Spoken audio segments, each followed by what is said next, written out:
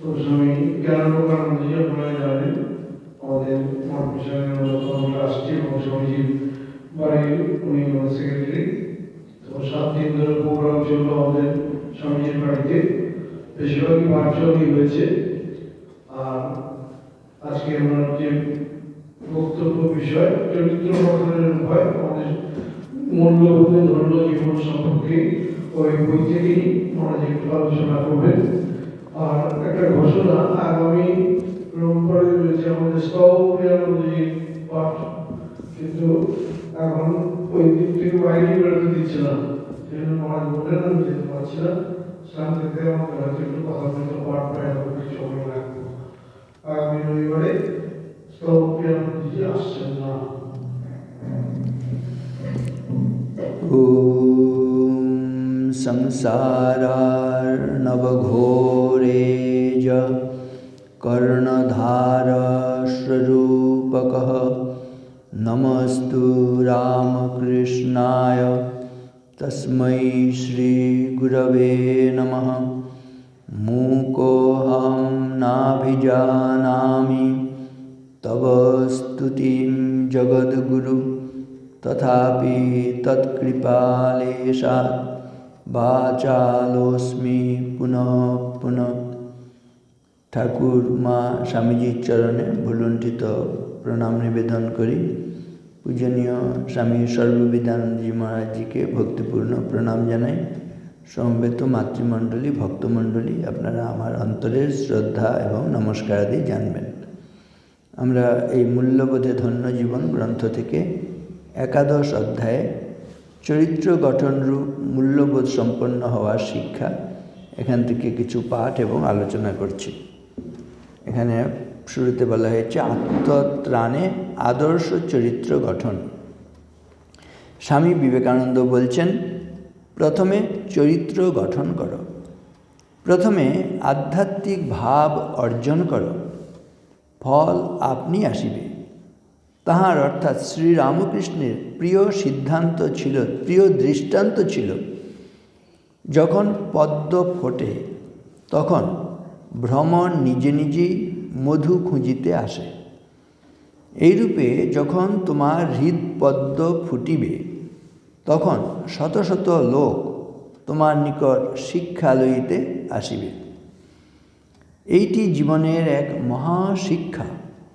মদীয় আচার্যদেব আমাকে শত শতবার এই শিক্ষা দিয়াছেন, তথাপি আমি প্রায় ভুলিয়া যাই। খুব কম লোকেই চিন্তার অদ্ভুত শক্তি বুঝিতে পারে। যদি কোনো ব্যক্তি গুহায় বসিয়া উহার প্রবেশদ্বার রুদ্ধ করিয়া একটিমাত্র প্রকৃত মহৎ চিন্তা করিয়া প্রাণ ত্যাগ করে, সেই চিন্তা সেই গুহার প্রাচীর ভেদ করিয়া সমগ্র আকাশে বিচরণ করিবে। পরিশেষে সমগ্র মানব জাতির হৃদয়ে ওই ভাব সংক্রামিত হইবে। চিন্তার এইরূপ অদ্ভুত শক্তি। অতএব তোমার ভাব অপরকে দিবার জন্য ব্যস্ত হইও না, প্রথমে দিবার মতো কিছু সঞ্চয় করো। তিনি প্রকৃত শিক্ষা দিতে পারেন যাহার দিবার কিছু আছে। কারণ শিক্ষা প্রদান বলিতে কেবল কথা বলা বোঝায় না, উহা কেবল মতামত বুঝানো নহে। শিক্ষা প্রদান বলিতে বুঝায় ভাব সঞ্চার। যেমন আমি তোমাকে একটি ফুল দিতে পারি, তদপেক্ষা অধিকতর প্রত্যক্ষভাবে ধর্ম দেয়া যাইতে পারে। ইহা কবিত্বের ভাষায় বলিতেছি না, অক্ষরে অক্ষরে সত্য।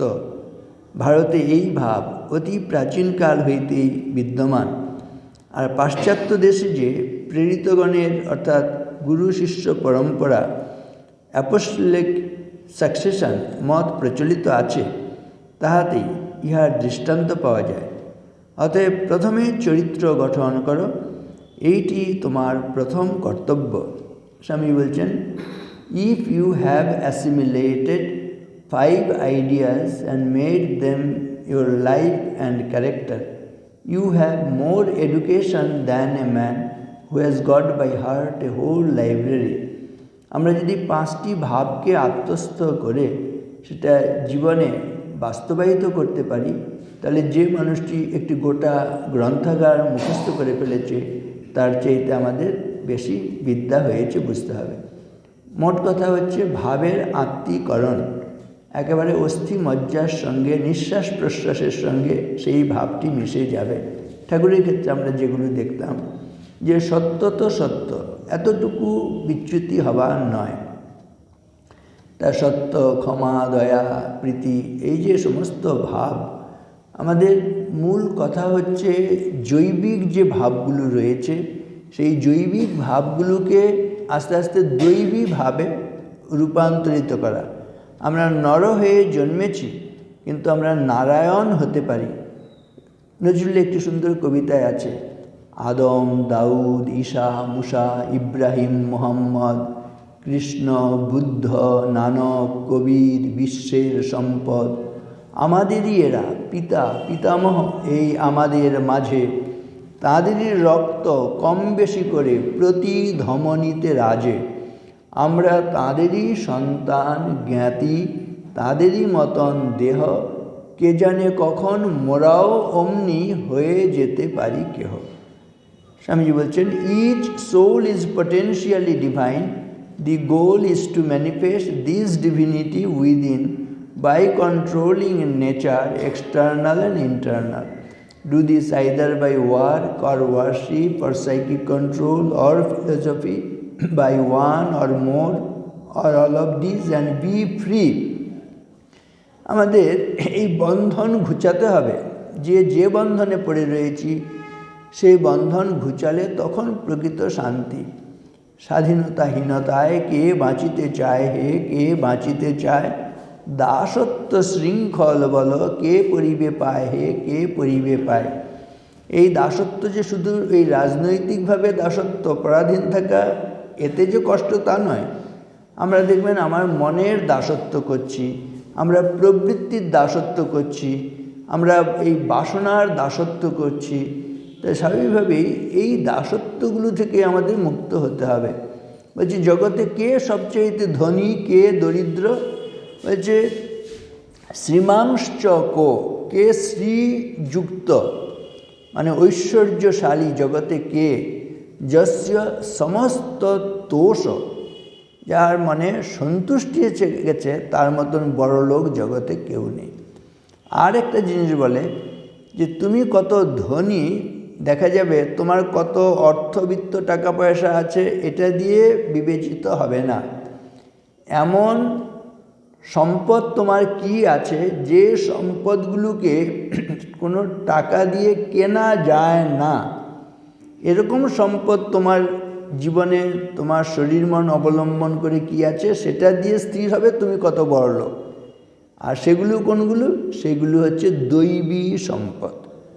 দৈবী সম্পদ কোনগুলো বলতে গিয়ে বলছে অভয়ম, সত্য সংশুদ্ধির, জ্ঞান যোগ ব্যবস্থিতি, দানম দমশ্চ যজ্ঞশ্চ, স্বাধ্যায় তপ আর্জবম, অহিংসা সত্যম অক্রোধ ত্যাগ শান্তিরপৈশুনম, দয়াভূতেষু অলোলুপ্তম মার্দবম হ্রীরচাপলম, তেজ ক্ষমা ধৃতি শৌচম অদ্রোহ নাতিমানিতা, ভবন্তি সম্পদম দৈবীম অভিজাতস্য ভারত। একেবারে সুস্পষ্টভাবে বলে দিয়েছে এই দৈবী সম্পদগুলো আমাদের মধ্যে যার যত বেশি তিনি তত নিজেকে বিকশিত করেছেন। এই বিকশিত করাই হচ্ছে আসলে জীবন। আলোকিত জীবন একটি হবে, আমরা যেন অন্ধকারে না পড়ে থাকি। জ্যোতিষামপি তজ্জ্যোতি তমস পরমোচ্যতে, জ্ঞানম জ্ঞেয়ম জ্ঞানগম্যম হৃদি সর্বস্য বিষ্ঠিতম। এই জ্ঞানের আলোকে উদ্ভাসিত হতে হবে আমাদের। আপনারে দীপ করি জালো, দুর্গম সংসার পথে অন্ধকারে দিতে হবে আলো। সত্য লক্ষ্যে যেতে হবে, অসত্যের বিঘ্ন করি দূর।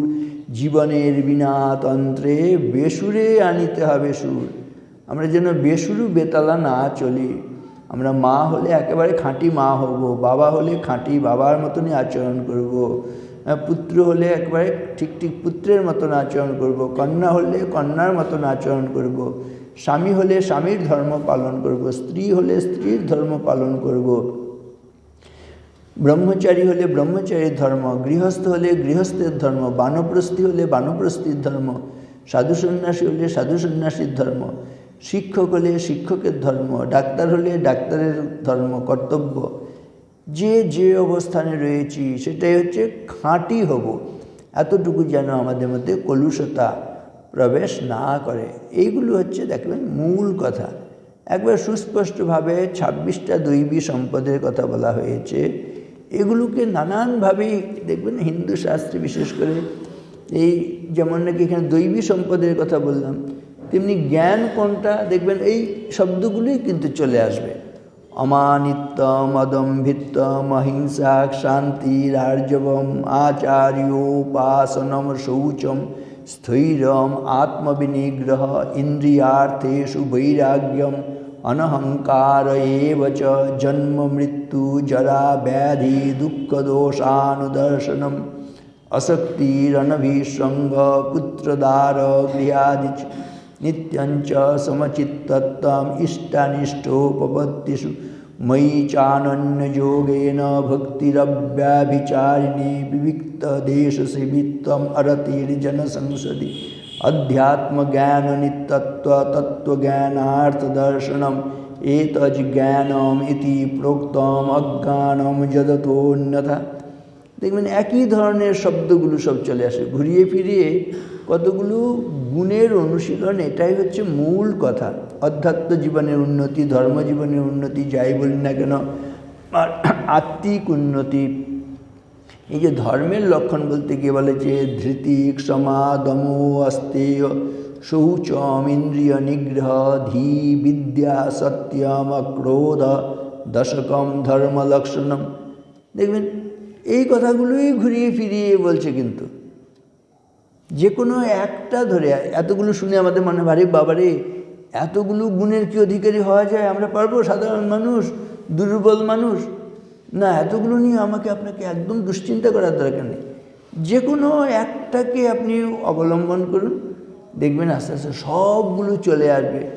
যেমন নাকি এই একটা কলমির দল আছে, একটা কোনো রকমের যদি ধরে টান দেন সব দলটা চলে আসবে, তাই না?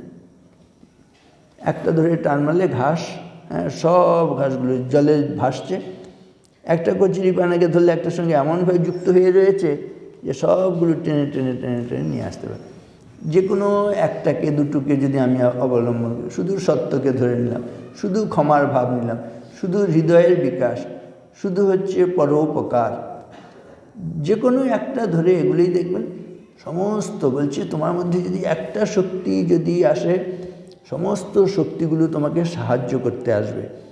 যে গুণই আপনি, আবার যদি আমার মধ্যে কোনো যদি অশুভ চিন্তা চলে আসে, সারা বিশ্বের যত অশুভ চিন্তা আছে সেগুলো আমার উপর ঝাঁপিয়ে পড়বে, সেগুলো দিয়ে আমাকে আরও বেশি মলিন করতে থাকবে, কলুষিত করতে থাকবে, করে করে আমি একজন একেবারে দুর্বৃত্তে পরিণত হয়ে যাব।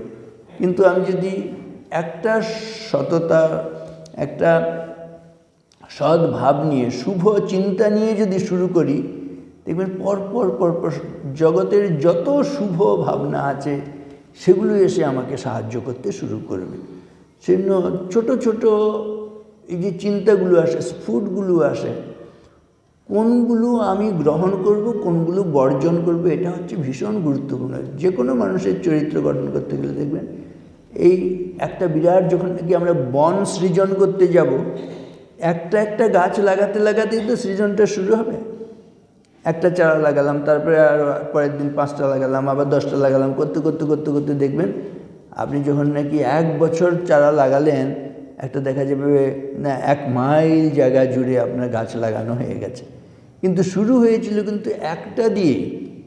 সেজন্য বলছি যে আমরা এগিয়ে যাব, যদি পিঁপড়েও যদি এক পা করে এগোতে শুরু করে, বলছে যোজন যোজন পথ অতিক্রম করে, কিন্তু গরুড় পাখি এত গতিসম্পন্ন, সেও যদি চুপচাপ বসে থাকে তাহলে তার এক পাও আর এগুলো হয় না। অপূর্ব সুন্দর এসব উদাহরণ দিয়ে বোঝানো হচ্ছে তুমি শুরুটা করে দাও। যে মুহূর্তে তোমার মধ্যে শুভ চিন্তা এসছে, সঙ্গে সঙ্গে সেই শুভ চিন্তাটা অনুসারে তুমি কাজ শুরু করে দাও। আর যে কোনো সময় অশুভ চিন্তা এসে গেল, সেটা সম্বন্ধে তুমি প্রথমেই সাবধান হয়ে যাও। বলছে লক্ষ্যচ্যুতম চেদ যদি চিত্তম ঈষদ বহির্মুখম সন্নিপতে ততস্তত প্রমাদত প্রচ্যুত কেলিকন্দুক সোপান পঙ্ক্ত পতিত যথা তথা। কীরকম মনের গতিটা? বলছে একবার পড়তে শুরু করলে না আর সেটাকে তুলে আনা খুব কঠিন। যে মুহূর্তে নিম্নগামী হতে শুরু করবে, সঙ্গে সঙ্গে সেটাকে ধরতে হবে, আর নিচে নামতে দেবো না। কি উদাহরণ দেওয়া হচ্ছে? একটা বল, সিঁড়ির ওপরে আপনি আছেন, হাত থেকে যদি বলটা পড়ে যায় তখন এক ধাপ করে একদম নিচে গিয়ে নেমে আসবে। বলছি শুরুতেই যদি তুমি বলটাকে পড়তে না দাও বা পড়ার সঙ্গে সঙ্গে যদি কোনো রকম তুলে নিতে পারো, তাহলে আর তোমাকে অতটা কষ্ট করে নিচে গিয়ে আবার তোলার চেষ্টা করতে হবে না। সেটা যাতে হাত থেকে সেটা না পড়ে, তুমি প্রমাদগ্রস্ত হলে পড়ে যাবে। সেজন্য খুব সাবধান। Alert today and alive tomorrow. সেজন্য বিচারটাকে তুমি জাগ্রত রাখো।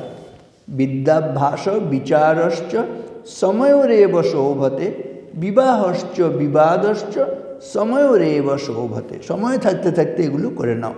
বিদ্যা লাভ প্রথম 25 বছরের মধ্যে বিদ্যা, তা না হলে কিন্তু পরে বিদ্যা হবে না। তারপরে বিচার, না ভাবিয়া করিও কাজ, করিয়া ভাবিও না। এই বিচার নিয়ে চলতে বলছে। বিদ্যা বিচার। বিবাহেরও একটা সময় আছে।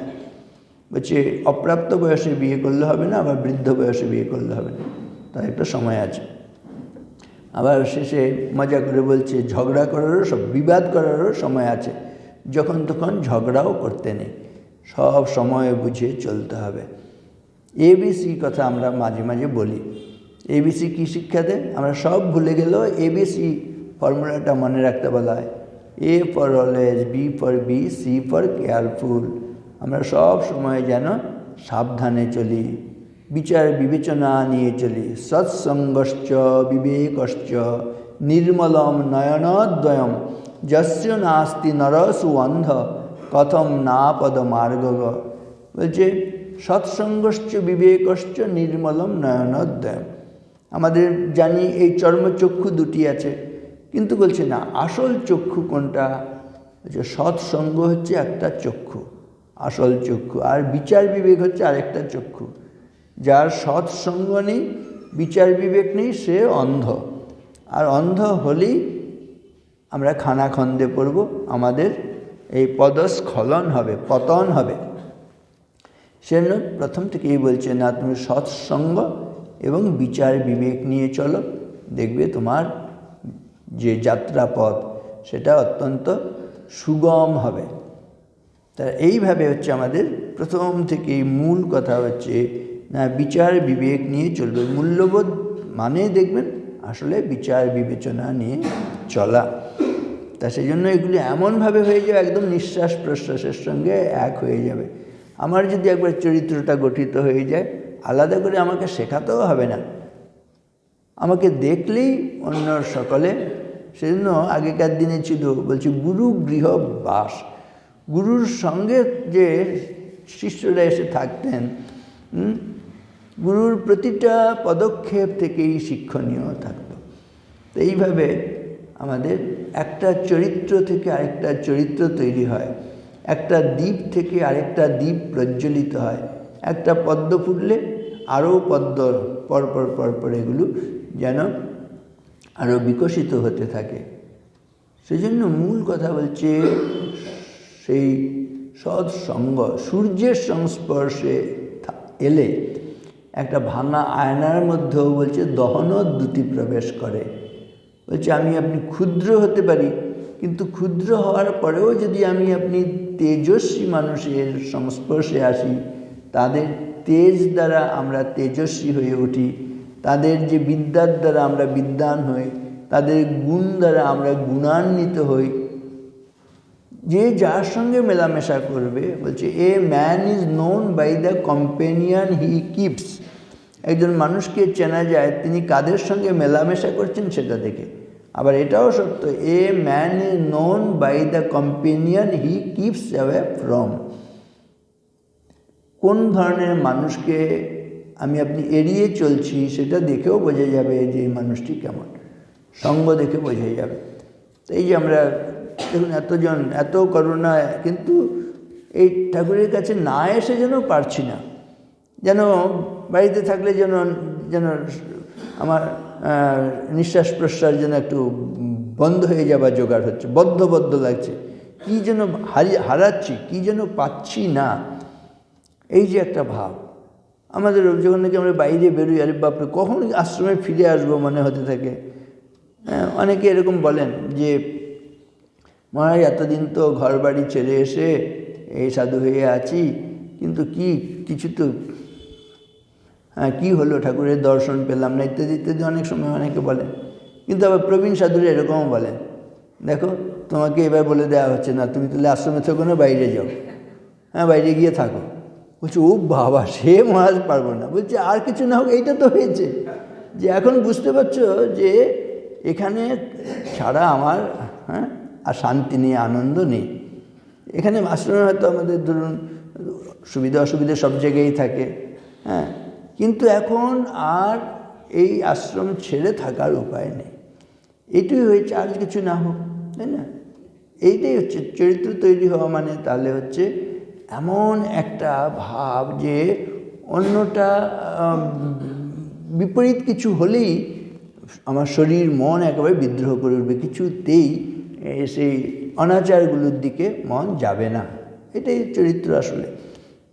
সেজন্য বলছি অ্যাসিমিলেশন অফ আইডিয়াস, একেবারে নিঃশ্বাস প্রশ্বাসের সঙ্গে অস্থি মজ্জার সঙ্গে ভাবটা সম্পৃক্ত হয়ে যাবে, ওই ভাবের বাইরে যেতেই পারা যাবে না।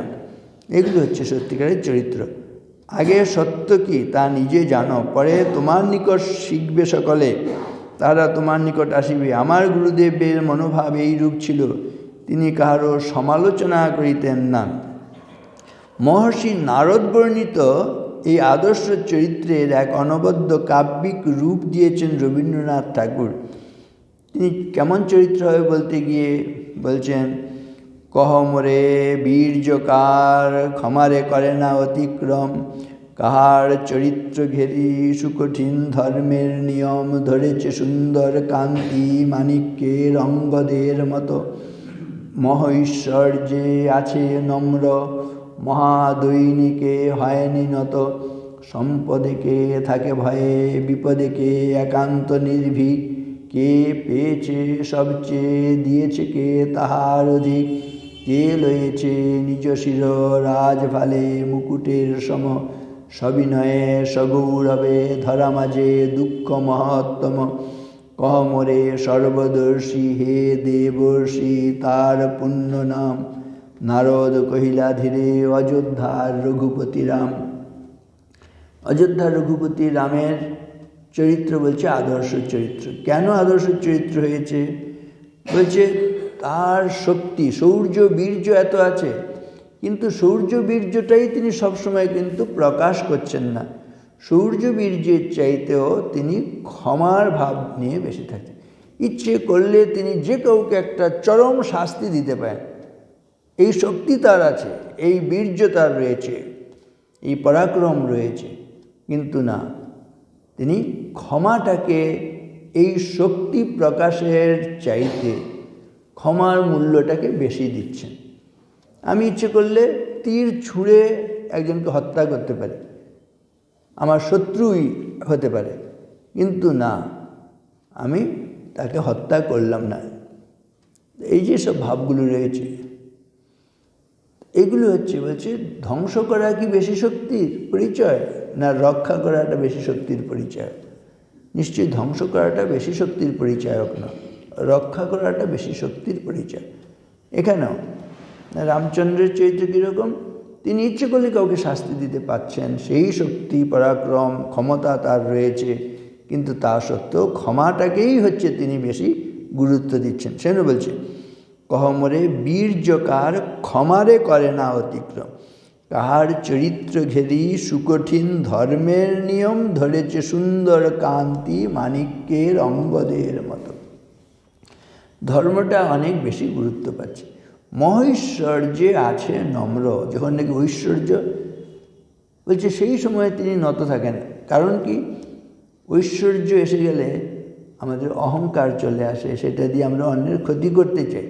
কিন্তু যারা ঠিক ঠিক আদর্শ চরিত্র তৈরি করেছে, তখন তারা বরং না একটু বেশি নম্র নত হন। না আরে বাবারে, এখন আমার এত ঐশ্বর্য এসে গেছে, এখন তো আমার যে কোনো সময় একটা পতনের সম্ভাবনা তৈরি হয়ে গেছে, আমার মাথা ঘুরে যেতে পারে।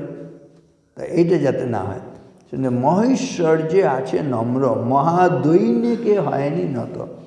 যখন নাকি দৈন্য দশা এসে গেছে আমাদের সমাজে থাকা মানেই দেখবেন লক্ষ্মী স্তূয় তরঙ্গ ভঙ্গ চপলা বিদ্যুচ্চলম জীবনম। কি সুন্দর, লক্ষ্মী স্তূয় তরঙ্গ ভঙ্গ চপলা। লক্ষ্মী মানে ধন সম্পদ। বলছে স্তূয় তরঙ্গ ভঙ্গ মানে জলের তরঙ্গ, ঢেউ। ঢেউ দেখবেন উঠছে আর পড়ছে, উঠছে আর পড়ছে। তেমনি বলছে ধন সম্পদ ওগুলো কোনো দিন স্থির নয়। লক্ষ্মী চঞ্চলা সবসময় বলে, টাকা পয়সা আজ আছে কাল নেই। তা সেজন্য বলছে না, সম্পদেকে থাকে ভয়ে। মহা ঐশ্বর্য যখন এলো তখন ভয়, আর মহাদৈন্য যখন এলো তখন হচ্ছে তিনি কিন্তু একেবারে মোটেই ঘাবড়ে যাবেন না। আমাদের উল্টোটা হয়, যেই টাকা পয়সা হলো খুব অহংকারী হয়ে গেলাম, যেই টাকা পয়সা নেই হয়ে গেলে একেবারে যেন ভীষণ আমি দুর্বল হয়ে পড়লাম, হতাশ হয়ে পড়লাম, কি হবে। তা এরকম না, ঠিক বিপরীতটা। যখন নাকি দৈন্যদশা, তখন তিনি পরাক্রম করে না আমি এই দৈন্যদশাকে কাটিয়ে উঠব, এই তেজস্বিতা আরও নিজের শক্তির বিকাশ সাধন করতে উন্নতি। আদর্শ চরিত্র হলে এরকম হয়। তাহলে মহৈশ্বর্যে আছে নম্র, মহাদৈন্যকে হয়নি নত, সম্পদেকে থাকে ভয়ে, বিপদেকে একান্ত নির্ভীক। কে পেয়েছে সবচেয়ে, দিয়েছে কে তাহার অধিক। আমরা জগৎ থেকে পেতেই পারি, না পেয়ে তো আমরা বাঁচতেই পারবো না, জগৎ থেকে গ্রহণ করতেই হবে। কিন্তু শুধুই গ্রহণ করলে জীবন ব্যর্থ। যা পাবো তার চাইতে বেশি ফেরত দেবো। স্বামীজি বলছেন, দাও আর ফিরে নাহি চাও, থাকে যদি হৃদয়ে সম্বল। অনন্তের তুমি অধিকারী, প্রেম সিন্ধু হৃদয়ে বিদ্যমান। যেবা ফিরে চায় তার সিন্ধু বিন্দু হয়ে যায়। ফিরে চাওয়া নয়, দেবার জন্যই দেয়া, সর্বসত্ব ত্যাগ করে দেয়া, নিজেকে উজাড় করে দেয়া। ওই উদয়ের পথে শুনি কার বাণী, ভয় নাই ওরে ভয় নাই, নিঃশেষে প্রাণ যে করিবে দান, ক্ষয় নাই তার ক্ষয় নাই।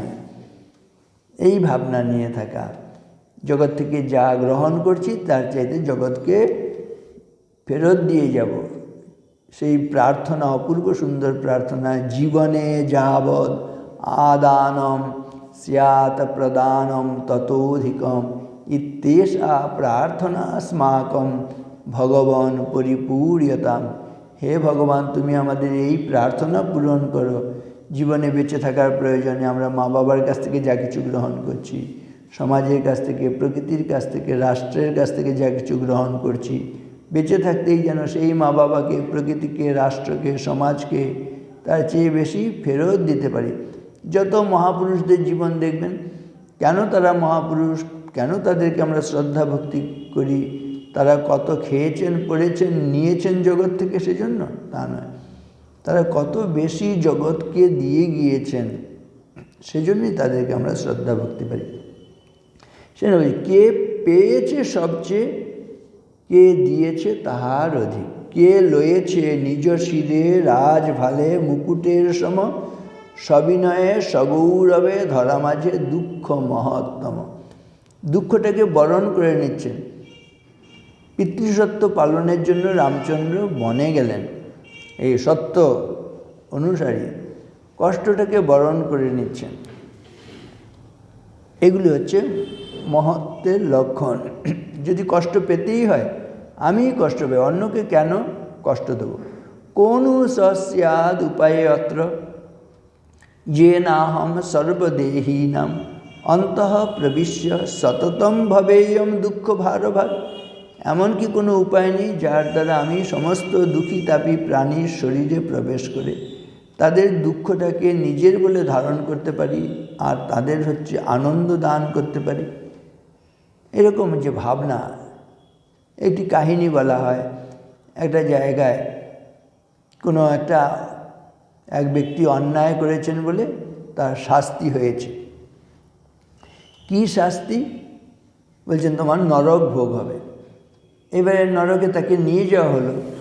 তিনি গিয়ে দেখছেন নরকে কি শাস্তি হচ্ছে, তাকেও এরপর সেই শাস্তিটা পেতে হবে।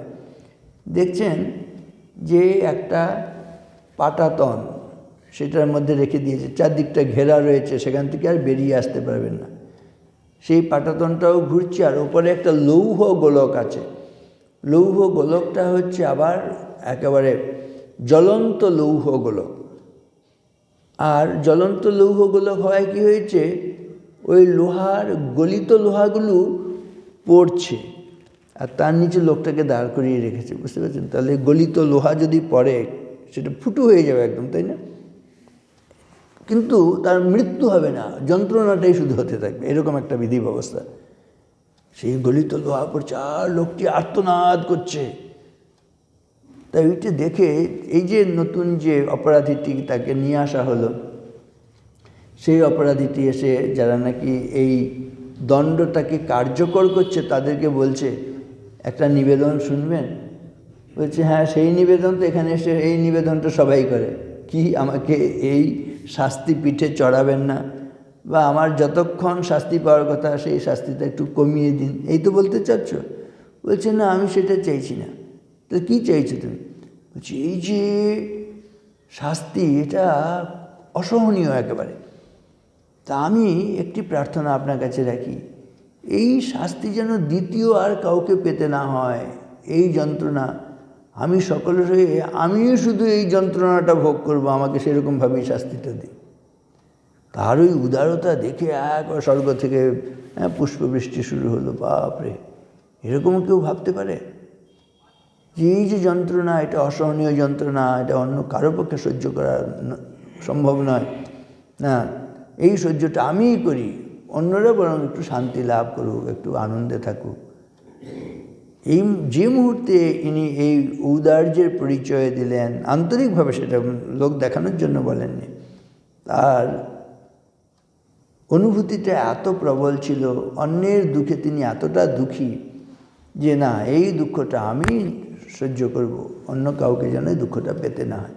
সঙ্গে সঙ্গে পুষ্পবৃষ্টি হলো এবং সেখানে ঘোষণা করা হলো, তুমি এই মুহূর্তে মুক্ত হয়ে গেলে তোমার এই উদারতার জন্য। এগুলো নানানভাবে তাহলে বোঝানো জীবনটা শুধু নিজের জন্য নয়, ওই পরের কারণে মরণেও সুখ সুখ সুখ করি কেঁদনার, যতই কাঁদিবে যতই ভাবিবে ততই বাড়িবে হৃদয় ভার, অপরের মুখ হাসি ভরা দেখে পারো না মুছিতে নয়ন ধার, পরহিতব্রতে পারো না রাখিতে চাপিয়া আপন বিষাদ ভার, আপনার এলে বিব্রত রহিতে আসে নাই কেহ অবনি পরে, সকলের তরে সকলে আমরা প্রত্যেকে আমরা পরের তরে, পরোপকারায় ফলন্তি বৃক্ষা পরোপকারায় বহন্তি নদ্য, পরোপকারায় দুহন্তি গাব, পরোপকারায় সতাম বিভূতয়। যে গোটা বিশ্ব প্রকৃতি সে নিজের জন্য না, দেখবেন সব অন্যের জন্য কাজ করে চলেছে। পরোপকারায় ফলন্তি বৃক্ষা, গাছ নিজের ফল নিজে খাচ্ছে না, পরের উপকারের জন্য বৃক্ষ ফল ধারণ করছে। পরোপকারায় বহন্তি নদ্য, নদী বয়ে চলেছে অন্যের উপকারের জন্য, নদী নিজের জল নিজে খাচ্ছে না। পরোপকারায় দুহন্তি গাব, গরু দুধ দিচ্ছে, নিজের দুধ নিজে খাচ্ছে না। বলছে পরোপকারায় সতাম বিভূতয়, তেমনি সৎ ব্যক্তির বিভূতি বা ঐশ্বর্য মহৎ ব্যক্তির বিভূতি ঐশ্বর্য পরের উপকার। এইভাবে নানানভাবে যুগ যুগ থেকে ভারতবর্ষে এই বাণী কিন্তু প্রচার করা হচ্ছে। ব্যাসদেব যে এত গ্রন্থ রচনা করলেন, শাস্ত্র রচনা করেছেন, বলছেন সর্বশাস্ত্র পুরাণেষু ব্যাসস্য বচনদ্বয়ম। এত যে পুরাণ রচনা করলেন, শাস্ত্রগ্রন্থ রচনা করলেন, বলছে দুটি কথা ব্যাসদেব বলে গেছেন, কি? পরোপকারায় পুণ্যায়। পরের উপকার যদি কিছু করো সেটাই হচ্ছে পুণ্য। পাপায় পরপীড়নম। যদি পাপ কিছু থাকে, কোনটা পাপ? না অন্যকে কষ্ট দেওয়া, পীড়া দেওয়াটাই পাপ। এই পাপ পুণ্য সম্বন্ধে এই বললেন, অন্যকে আনন্দ দেওয়া হচ্ছে পুণ্য, আর হচ্ছে অন্যকে কষ্ট দেওয়া হচ্ছে পাপ। তা পাপায় পরপীড়নম। চরিত্র সম্বন্ধে স্বামীজি বলছেন, টাকায় কিছু হয় না, নামেও হয় না, বিদ্যায়ও হয় না, ভালোবাসায় সব হয়। চরিত্রই বাধা বিঘ্নরূপ বজ্রদৃঢ় প্রাচীরের মধ্য দিয়ে পথ করে নিতে পারে। Money does not pay, nor name, fame does not pay, nor learning. It is love that pays, it is character that cleaves its way through adamantine walls of difficulty. রামায়ণের চরিত্র সম্বন্ধে বলা হয়েছে, কীরকম চরিত্র হবে? সমুদ্র ইব গাম্ভীরে ধৈর্যেন হিমবানিব বিষ্ণুনা সদৃশ বীরে সমবৎ প্রিয়দর্শন কালাগ্নি সদৃশ ক্রোধে সময়া পৃথিবী সমঃ ধনদেন সমস্ত্যাগে সত্যে ধর্ম ইবাপর। কয়েকটা উদাহরণ দিয়ে বলছে এরকম চরিত্র হবে। সমুদ্র ইব গাম্ভীর্যে, সমুদ্রের ওপরটা অনেক উথাল পাথাল তরঙ্গ থাকে, কিন্তু ভেতরে সেখানে একটা স্থৈর্য আছে, একটা প্রশান্তি রয়েছে। বলছে সমুদ্রের গভীরের যে গাম্ভীর্য, সেটা হলে আদর্শ চরিত্র হয়েছে। সংসারে থাকলে কত রকম ঘাত প্রতিঘাত তো জীবনে আসবেই, এর কোনো, কিন্তু ভেতরটা আমাদের অচঞ্চল থাকবে, ইষ্টপদে নিষ্ঠা, যে আদর্শ, এই আদর্শ থেকে কিছুতেই বিচ্যুত হব না, ওই ভাবনা থাকবে। অকর্তব্যম ন কর্তব্যম প্রাণই কণ্ঠগতৈরপি। প্রাণ কণ্ঠগত হলেও যেটা করণীয় নয় করব না। আবার কর্তব্যমেব কর্তব্যম প্রাণই কণ্ঠগতৈরপি। প্রাণ কণ্ঠগত হলেও, মৃত্যু হলেও যেটা করণীয় সেটাই করব। ওই হচ্ছে সমুদ্র ইব গাম্ভীরে ধৈর্যেন হিমবানিব। হিমবান হচ্ছে হিমালয় বা পাহাড়, পাহাড়ের মতন ধৈর্য। বলছে বজ্রপাত হলেও পাহাড় সেখান থেকে সরে যায় না, সে সহ্যই করছে। বলছে তাহলে ধৈর্যেন হিমবানিব, হিমালয় পর্বতের মতন ধৈর্য, তাহলে চরিত্র তৈরি হলো। বিষ্ণুনা সদৃশ বীর্যে, শক্তি সাহস শৌর্য, বিষ্ণুর মতন এমন শক্তি নেই, এই শক্তি সংহত করা। সমবৎ প্রিয় দর্শন, সমবৎ অর্থাৎ চাঁদের মতন স্নিগ্ধতা থাকবে আমাদের। প্রিয় দর্শন, চাঁদ সবসময় আনন্দ দান করছে, স্নিগ্ধ মধুর, তাই এরকম স্নিগ্ধ মধুর চরিত্র তৈরি হওয়া। সমবৎ প্রিয় দর্শন কালাগ্নি সদৃশ ক্রোধে, একদম কালাগ্নির, যখন নাকি কেউ অন্যায় আচরণ করছে তার সম্বন্ধে আবার হচ্ছে কোনো ক্ষমা নয়।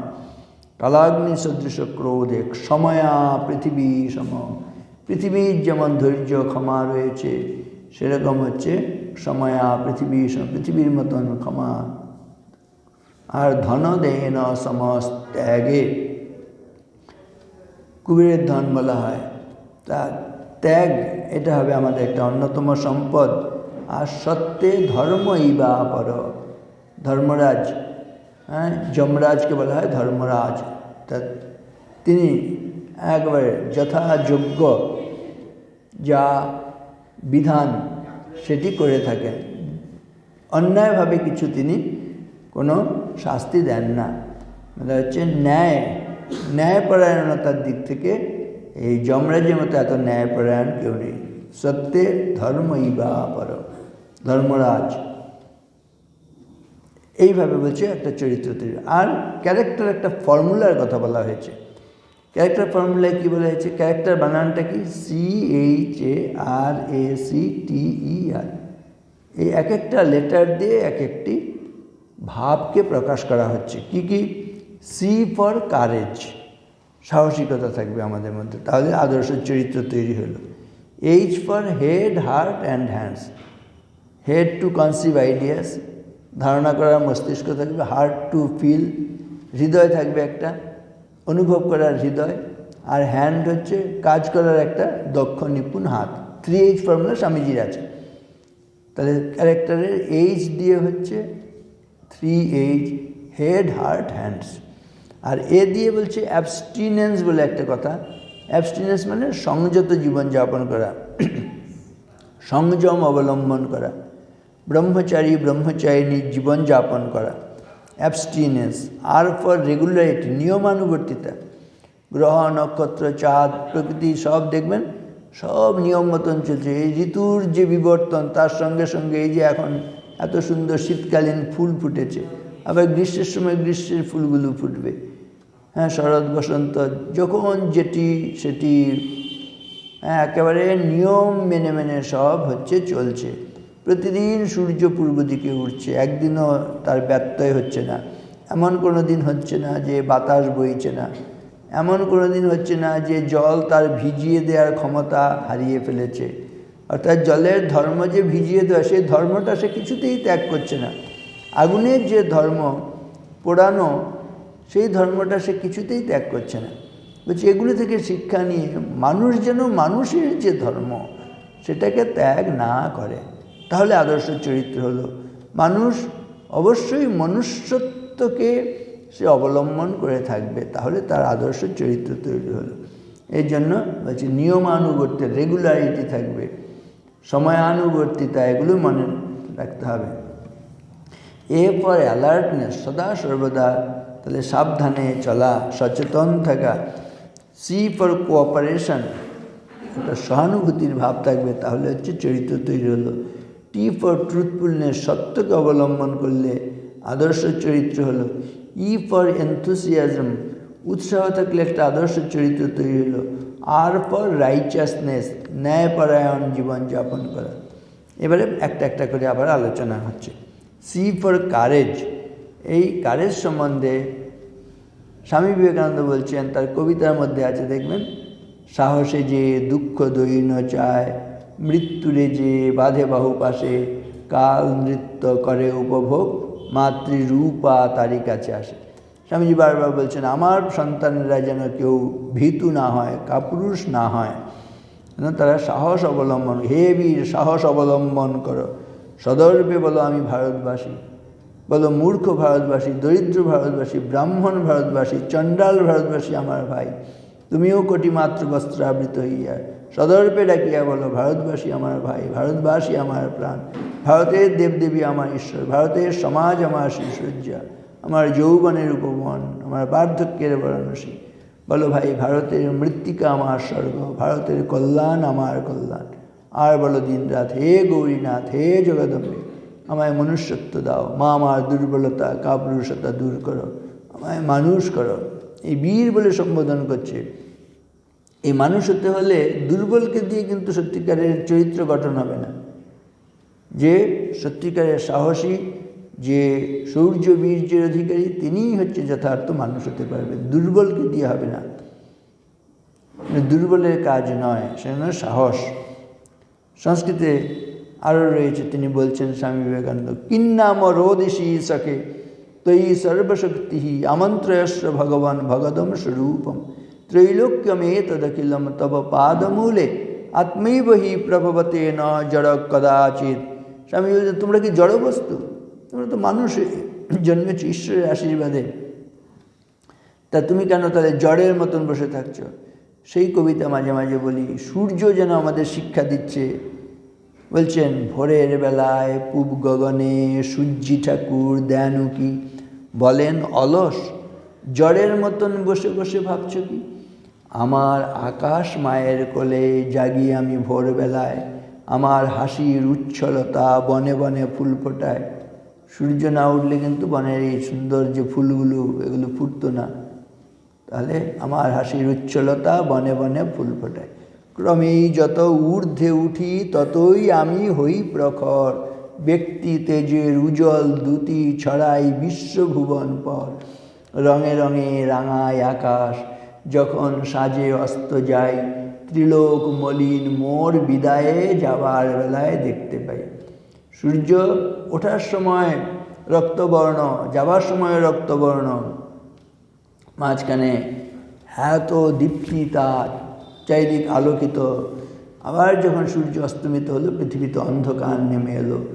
বলছে আমাদের জীবনে এরকম হবে যে আমার আপনার প্রকাশ এমন উজ্জ্বল হবে, সকালে আলোকিত হবে। যখন আমরা পৃথিবী ছেড়ে চলে যাব তখন যেন পৃথিবীতে একটা অন্ধকার নেমে আসবে। সবাই মনে করবে না একজন আদর্শ মানুষকে আমরা হারালাম।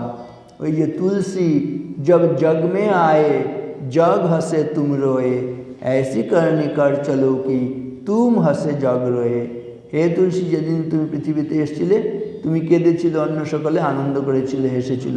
তুমি সারা জীবনে এমন কাজ করবে, তুমি হাসতে হাসতে চলে যাবে, আর তোমার বিরহে অন্যরা সকলে কাঁদবে। এটা হলে সত্যিকারের জীবন তৈরি হলো, চরিত্র তৈরি হলো। তুলসী जब जग में आए जग हंसे तुम रोए, ऐसी करनी कर चलो कि तुम हंसे जग रोए। স্বামীজি বলছেন কিন্নাম রোদেশি সখে, ওই সখা বন্ধু তুমি কাঁদছো কেন?